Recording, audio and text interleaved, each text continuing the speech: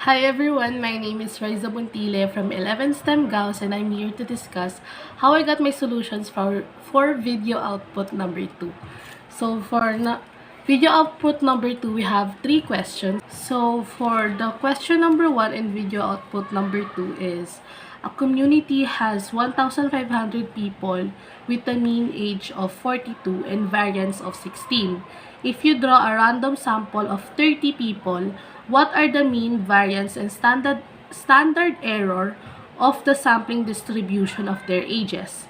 So, linista ko muna yung mga given, which is yung mean is 42, yung variance is 16, and yung population niya is 1,500, and yung sample is 30. So, then, to get the mean of these, the sampling distribution, syempre, yung mean ng sampling distribution is equal to the mean of the initial mean or yung mean ng population. So, I just copied it. So, ang mean natin dito for the sampling distribution is 42. Next naman, to get the variance of the sampling distribution, I used its formula, which is sampling variance is equal to the variance divided by the sample times population minus the sample all over population minus 1. So, then I substituted their respective values. So, it became the variance of the sampling distribution is equal to 16 divided by 30 times 1,500 minus 30 all over 1,500 minus 1. So, then, sinimplify ko muna. So, 16 divided by 30 is equal to 0.53. Then, 1,500 minus 30 is equal to 1,470 all over 1,500 minus 1. It is equal to 1,499. So, 1,470 divided by 1,499 is equal to 0.98. So, 0.53 times 0.98, it is equal to 0.5194 or 0.52. So, that is our sampling variance. So, next naman is yung standard error. To get the sampling error, is-square root lang natin yung sampling variance natin. So, the square root of 0.52 is 0.72. So, that is our standard error. So, we have, for the sampling distribution, the mean is 42, the variance is 0.52, and the standard error is 0.72. Moving on to question number 2. So, yung tanong natin dito is, what are the mean, variance, and standard error of the sample mean when 60 students are taken from a population of 2,000 with a mean score of 75 and standard deviation of 5? So, katulad ng nauna, ang ginawa ko lang is kinuha ko yung mga given. So, yung mean natin dito is 75. Yung variance is 5. Yung population is 2,000 and yung sample is 60. So, yung solution katulad ng una, so yung mean ng sampling distribution is same ng mean, initial mean or yung mean ng population, which is 75. So, I just copied it.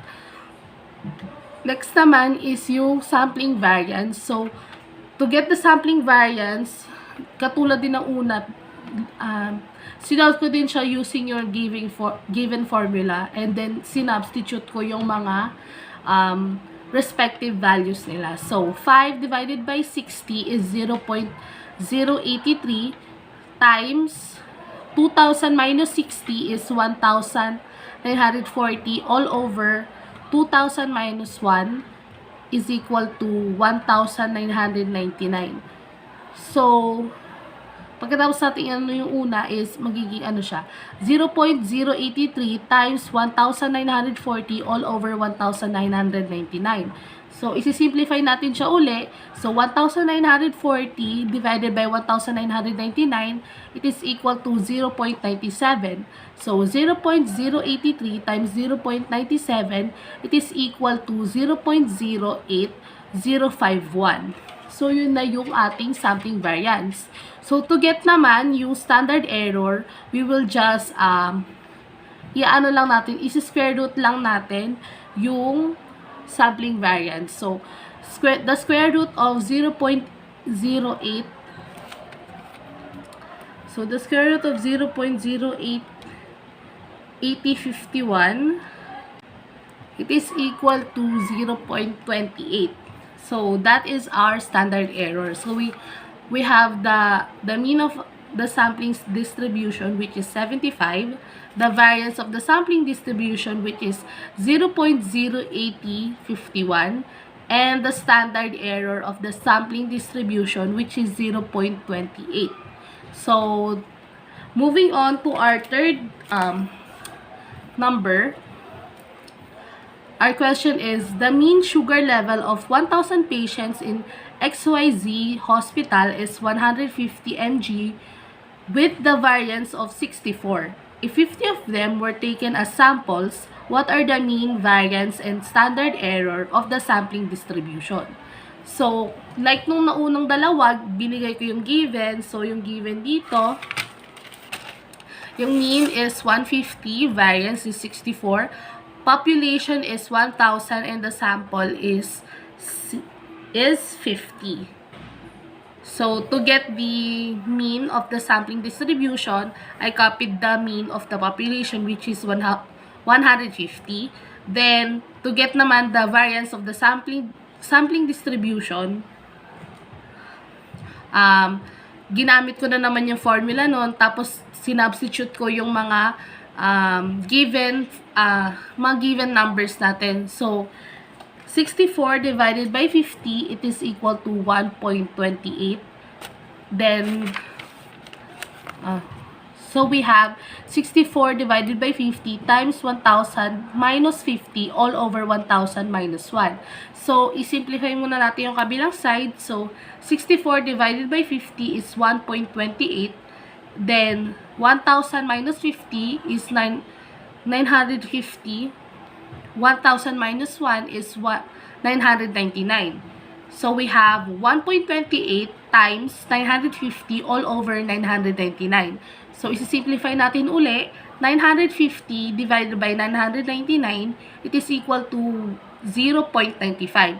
So, 1.28 times 0.95, our sampling variance is 1.216. So, to get the standard error of the sampling distribution, we have to square root the sampling variance. So, we have the square root of 1.216. It is equal to 1.102729 or 1.10. So, that is our standard error.